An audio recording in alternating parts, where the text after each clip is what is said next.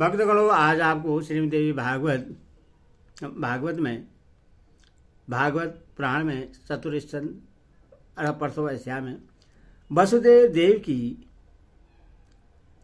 देव की आदि कष्टों के कारण के संबंध में जन्मेजय का प्रश्न, यह कथा आपको सुनाऊंगा। आप इसको ध्यान पर सुने और इस चैनल को लाइक करें, सब्सक्राइब जरूर करें। सुनिए। श्री जगदम्बिकायै नमः। ओम इंगली चामुंडाय विषे श्रीमद्देवी भागवत पुराण चतुस्कंध 18वां अध्याय वसुदेव देव की आदि के कष्टों के कारण के संबंध में जन्मेजय का प्रश्न कथा सुनिए। जन्मेजय बोले, हे वासुदेव, हे मुनिवर, हे सर्वज्ञान निधि, हे अनक, हमारे कुल की वृद्धि करने वाले हे स्वामी, मैं श्री कृष्ण के विषय में पूछना चाहता हूँ।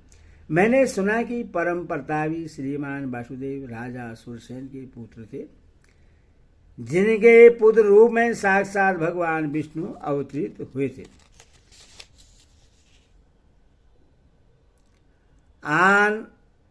आनक दुंदुभि नाम से विख्यात हुए वसुदेव देवताओं के भी पूज्य थे। धर्मपरायण होते हुए भी वे कंस के कारागार में क्यों बंद हुए? उन्होंने अपनी भार्या देवकी सहित ऐसा क्या अपराध किया था जिससे यथाति के कुल में उत्पन्न कंस के द्वारा देवकी के 6 पुत्रों का वध कर दिया गया? साक्षात भगवान विष्णु ने वसुदेव के पुत्र रूप में कारागार में जन्म क्यों ग्रहण किया? देवताओं के अधिपति भगवान श्री कृष्ण गोकुल में किस प्रकार ले जाए गए और वे भगवान होते हुए भी जन्मांतर को क्यों प्राप्त हुए? अमित तेजस्वी श्री कृष्ण के माता पिता वसुदेव और देवकी को बंधन में क्यों आना पड़ा? जगत की सृष्टि करने में समर्थ उन भगवान श्री कृष्ण ने माता देवकी के गर्भ में स्थित रहते हुए ही अपने वृद्ध माता पिता को बंधन से मुक्त क्यों नहीं कर दिया? उन वसुदेव तथा देवकी ने महात्माओं के द्वारा भी दुस्साध्य ऐसे कौन सा कर्म पूर्व जन्म में किए थे जिससे उनके यहाँ परमात्मा भगवान श्री कृष्ण का जन्म हुआ? वे 6 पुत्र कौन थे? वह कन्या कौन थी जिससे कंस ने पत्थर में पटक दिया था और वह हाथ से छूटकर आकाश में चली गई तथा पुनः अष्टभुजा के रूप में प्रकट हुई? हे अनक, बहुत सी पत्नियों वाले श्री कृष्ण के गृहस्थ जीवन, उसमें उनके द्वारा किए गए कार्यों तथा अंत में उनके शरीर त्याग के विषय में बताइए। क्यों दंती के आधार पर मैंने भगवान श्री कृष्ण का जो चरित्र सुना है उससे मेरा मन परम विस्मय में पड़ गया है, अथवा आप उनके चरित्र का समय रूप से वर्णन कीजिए। पुरातन धर्मपुत्र महात्मा तथा देव स्वरूप ऋषि श्रेष्ठ नर नारायण ने उत्तम तप किया था। जगत के कल्याणार्थ निराहार जितेंद्रिय तथा स्पर्शाह रहित रहते हुए काम क्रोध लोभ मोह मद मात्सर्य इन 6 पर पूर्ण नियंत्रण रखकर साक्षात भगवान विष्णु के ही अनुस्वरूप जिन नर नारायण मुनियों ने पुण्य क्षेत्र बद्रिकाश्रम में बहुत वर्षों तक श्रेष्ठ तपस्या की थी, नारद आदि सर्वज्ञ मुनियों ने प्रसिद्ध तथा महाबल संपन्न अर्जुन तथा श्री कृष्ण को उन्हीं दोनों का अंश अवतार बताया है। उन भगवान नर नारायण ने एक शरीर धारण करते हुए भी दूसरा जन्म क्यों प्राप्त किया और पुनः वे कृष्ण तथा अर्जुन कैसे हुए? जिन मुनि परवर नर नारायण ने मुक्त हेतु कठोर तपस्या की थी, उन महातपस्वी तथा योग सिद्धि संपन्न दोनों देवों ने मानव शरीर क्यों प्राप्त किया? अपने धर्म में निष्ठा रखने वाला शूद्र अगले जन्म में क्षेत्रीय होता है और जो शूद्र वर्तमान जन्म में पवित्र आचरण करता है वह मृत्यु के अनंतर ब्राह्मण होता है। कामनाओं से रहित शांत स्वभाव ब्राह्मण पूर्व जन्म रूपी रोग से मुक्त हो जाता है, किंतु उनके विषय में तो सर्वदा विपरीत स्थिति दिखाई देती है। उन नर नारायण ने तपस्या से अपना शरीर तक सुखा दिया, फिर वे ब्राह्मण से क्षेत्रीय हो गए।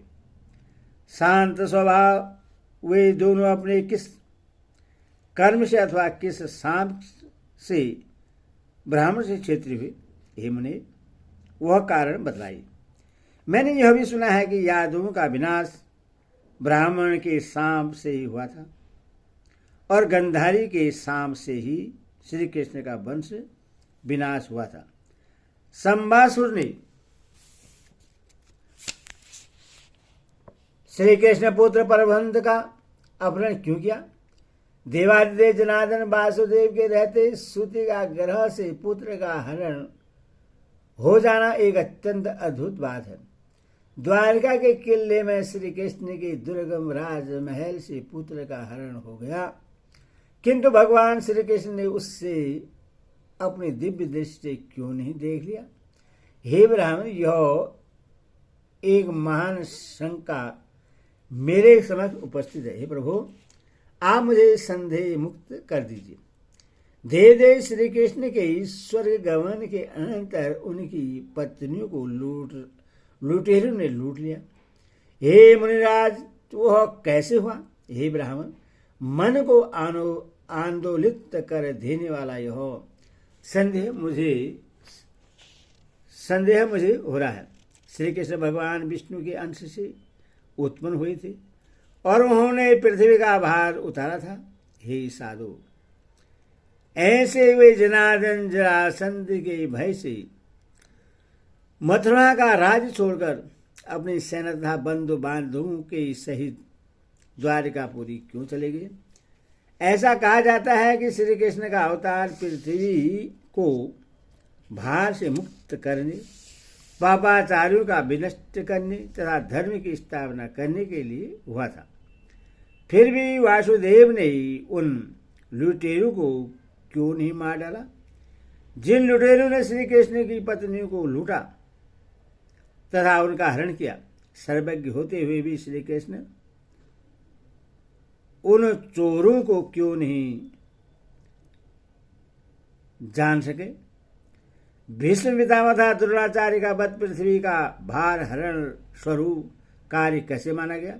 युधिष्ठिर आदि सदाचारवान महात्मा, धर्मपरायण, पूज्य तथा श्री कृष्ण भक्त उन पांडवों ने यज्ञों के राजा कहे जाने वाले राजस्व यज्ञ का विधि पूर्वक अनुष्ठान करके उस यज्ञ में ब्राह्मणों को श्रद्धापूर्वक अनेक प्रकार की दक्षिणाएं दी। हे मुनि, वे पांडवपुत्र देवताओं के अंश से पार्थिभूत थे और तथा श्री कृष्ण के आश्रित थे, फिर भी उन्हें इतना महान कष्ट क्यों भोगने पड़े? उस समय उनके पुण्य कार्य कहाँ चले गए थे? उन्होंने ऐसा कौन सा महाभयानक पाप किया था जिसके कारण सदा कष्ट पाते रहे? पुण्यात्मा द्रौपदी यज्ञ की वेदी के मध्य से प्रकट हुई थी। वह लक्ष्मी के अंश से उत्पन्न थी, साध्वी थी तथा सदा श्री कृष्ण की भक्ति में लीन रहती थी।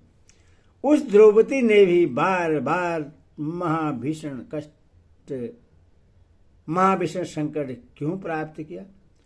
दुशासन के द्वारा उससे बाल पकड़कर घसीटा गया तथा अत्यधिक प्रताड़ित किया गया। केवल एक वस्त्र धारण की हुई वह भयाकुल द्रौपदी रस सल्वा अवस्था में ही कौरवों की सभा में ले जाई गई। पुनः उससे विराट नगर में मत्स्य नरेश की दासी बनना पड़ा। कीचक के द्वारा अपमानित होने पर वह कूरी पक्षी की भांति बहुत रोई थी। पुनः जरह ने उसका अपहरण कर लिया, जिस पर वह करुण कर्दन करती हुई अत्यधिक दुखी हुई थी। बाद में बलवान महात्मा पांडु ने उससे मुक्त कराया था। क्या यह उन सब के पूर्व जन्म में किए गए पाप कृति का फल था जो वे इतने पीड़ित हुए? हे महात्मने, उन्हें नाना विधि पर कष्ट प्राप्त हुए, मुझे इसका कारण बताइए। यज्ञों में श्रेष्ठ राशि यज्ञ करने पर भी मेरे उन पूर्वजों ने महान कष्ट प्राप्त किया। लगता है पूर्वजन्म में कृत कर्मों का ही यह फल है। देवताओं के अंश होने पर भी उन्हें कष्ट प्राप्त हुआ, मुझे यह महान संदेह है। महान सदाचार परायण पांडवों ने जगत को नाशवान जानने के बावजूद भी धन के लोभ से छद्म का आश्रय लेकर भीष्म पितामह तथा द्रोणाचार्य आदि का सहार किया। महात्मा वासुदेव ने उन्हें इस घोर पाप कृत्य के लिए प्रेरित किया और उन्हें परमात्मा श्री कृष्ण के द्वारा प्रेरित किए जाने पर उन पांडवों ने अपने कुल का विनाश कर डाला।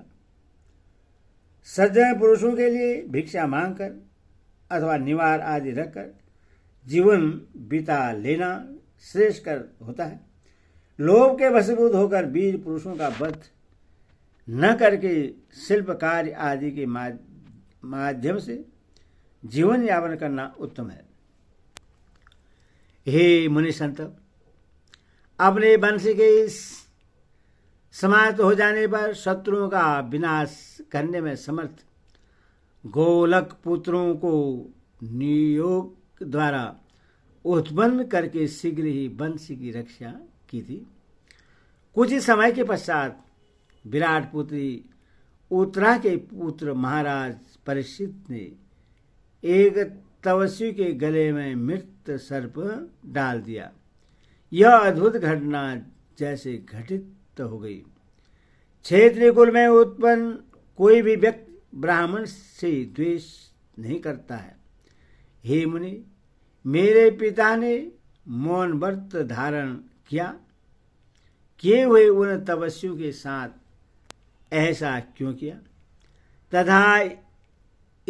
तथा अन्य कई प्रकार की शंकाओं से मेरा मन इस समय आकुलित हो रहा है। हे साधु, हे दयानिधि, आप तो सर्वज्ञ हैं। अतएव संदेहों को दूर करके मेरे मन को शांत कीजिए। एतेषां देवी भागवत महापुराण षष्ठदश सहितानां चतुर्स्कृते जन्मेजय प्रश्नां प्रथमो अध्याय।